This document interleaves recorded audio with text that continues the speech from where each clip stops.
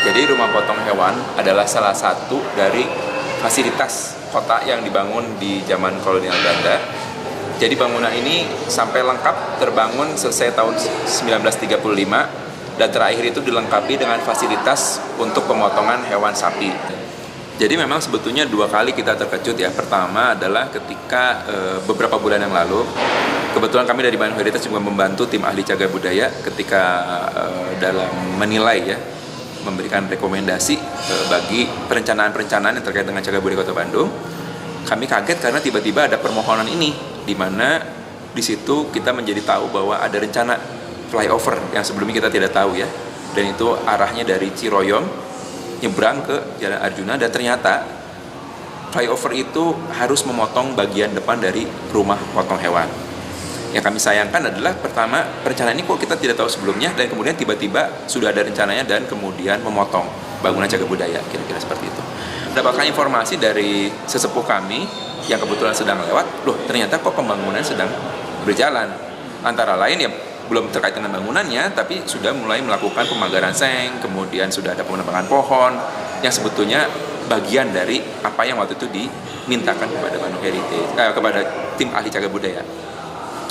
Termasuk pemotongan pohon pun sebetulnya kami tidak menyetujui, karena itu bagian dari karakter kawasan.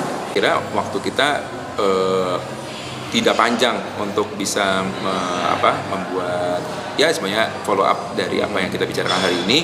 Ya saya kira minggu depan harus ada sesuatu juga, maksudnya yang kita harus rumuskan dalam besok-besok inilah, dalam beberapa hari, untuk kita sebetulnya bisa menentukan apa yang harus kita langkah-langkah yang tepat gitu ya.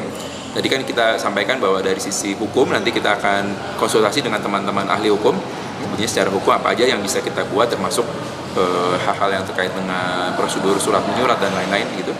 Tapi juga dalam konteks bagaimana kita berjejaring, itu juga akan kita follow up. Jadi ada dua arah gitu ya, termasuk nanti gimana kita misalnya perlu melakukan juga aksi-aksi yang secara langsung, misalnya apakah kita perlu melakukan aksi di lapangan dan lain-lain.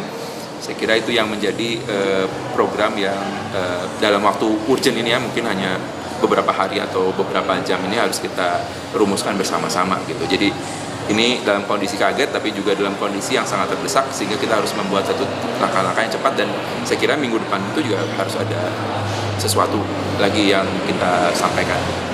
Ya sebetulnya itu yang kami harapkan, bahkan kami sebetulnya secara informal sudah juga menyampaikan kepada dinas yang terkait gitu ya, bahwa pertama pertanyaannya adalah apakah sudah ada izin, karena setahu kami belum, karena TACB ataupun TPACB belum memberikan rekomendasi. Jadi otomatis sebetulnya tanpa rekomendasi itu tidak bisa keluar apakah namanya izin membangun IMB ataupun persetujuan bangunan gedung gitu.